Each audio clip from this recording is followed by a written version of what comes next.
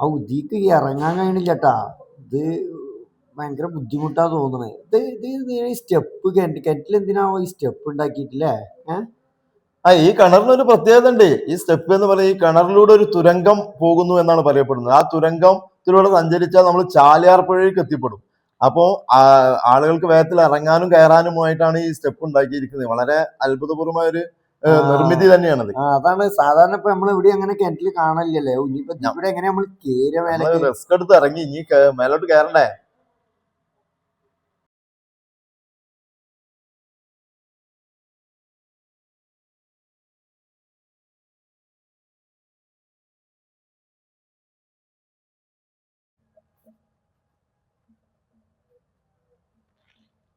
അപ്പൊ സുഹൃത്തുക്കളെ, ചരിത്രം തേടിയുള്ള നമ്മുടെ യാത്ര ഇന്ന് എത്തി നിൽക്കുന്നത് ഫറൂഖിൽ നിന്നും 2 കിലോമീറ്റർ സഞ്ചരിച്ചാൽ എത്തുന്ന ടിപ്പു സുൽത്താൻ കോട്ടയിലാണ്. ആ കോട്ടയുടെ ഉള്ളറകളിലേക്ക് നമുക്കൊന്ന് പോയി നോക്കാം.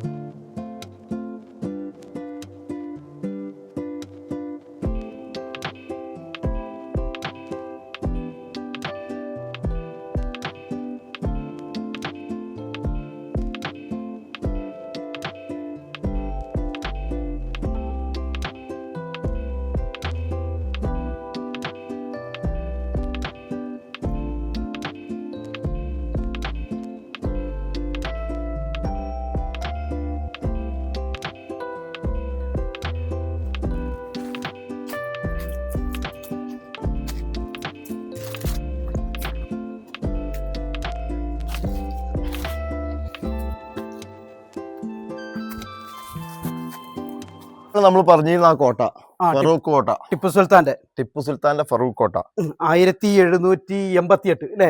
ആ കാലഘട്ടത്തിൽ നിർമ്മിച്ചതാണ്.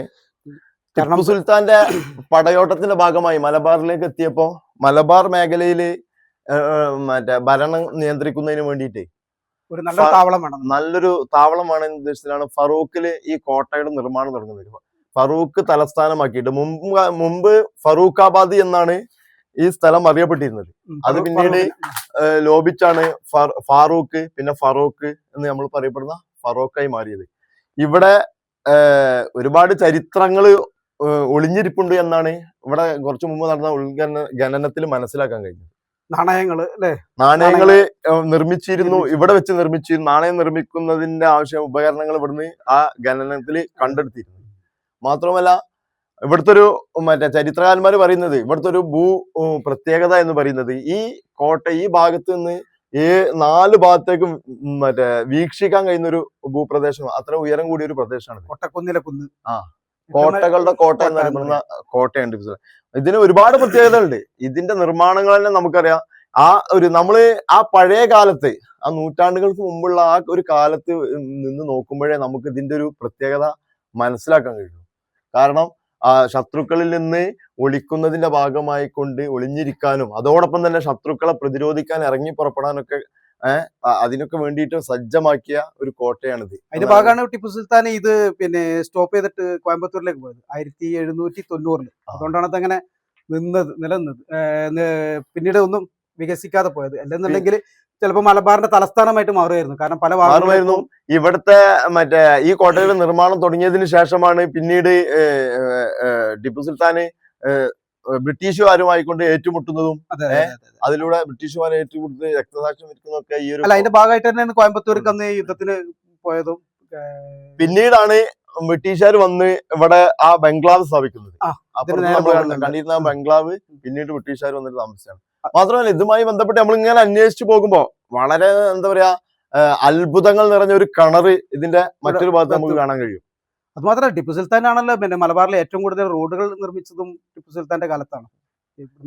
മലബാറിന്റെ ഏറ്റവും കൂടുതൽ സംഭാവന, റോഡിന്റെ സംഭാവന ഏറ്റവും കൂടുതൽ. ഇവിടെ നമുക്ക് വിഷമം ഉണ്ടാക്കുന്ന സംഗതി എന്ന് പറഞ്ഞാൽ ഇതൊന്നും സംരക്ഷിക്കുന്നതിന് വേണ്ടിയിട്ടുള്ള ഒരു ഇടപെടൽ നമ്മുടെ ഭരണാധികാരികളിൽ നിന്ന് ഉണ്ടായിട്ടില്ല എന്നുള്ളത്. നമ്മൾ വരുമ്പോ തന്നെ കുറെ സാമൂഹ്യ വിരുദ്ധ കേന്ദ്രമായിട്ട് ഇത് മാറിക്കൊണ്ടിരിക്കുകയാണ്. ഏതായാലും നമുക്ക് ചരിത്രങ്ങളിലേക്ക് നമുക്ക് ആ കിണർ കൂടി ഒന്ന് വിശദമായിട്ട് കാണാം.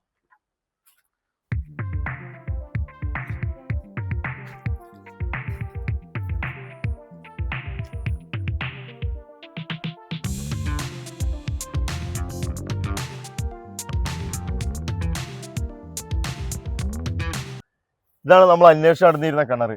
അത്ഭുത കിണറ് വളരെ ആഴമുള്ള ഒരു കിണറാണ് കേട്ടോ. ഇപ്പോഴും വെള്ളം ഉണ്ടെന്ന് തോന്നുന്നുണ്ടല്ലോ. ഓ, വെള്ളം കാണുന്നു. ഇതിക്ക് ഇറങ്ങാൻ കഴിയണില്ലട്ടാ. ഇത് ഭയങ്കര ബുദ്ധിമുട്ടാ തോന്നണേ. ഇത് സ്റ്റെപ്പ് കിണറ്റിൽ എന്തിനാവോ ഈ സ്റ്റെപ്പ് ഉണ്ടാക്കിയിട്ടില്ലേ?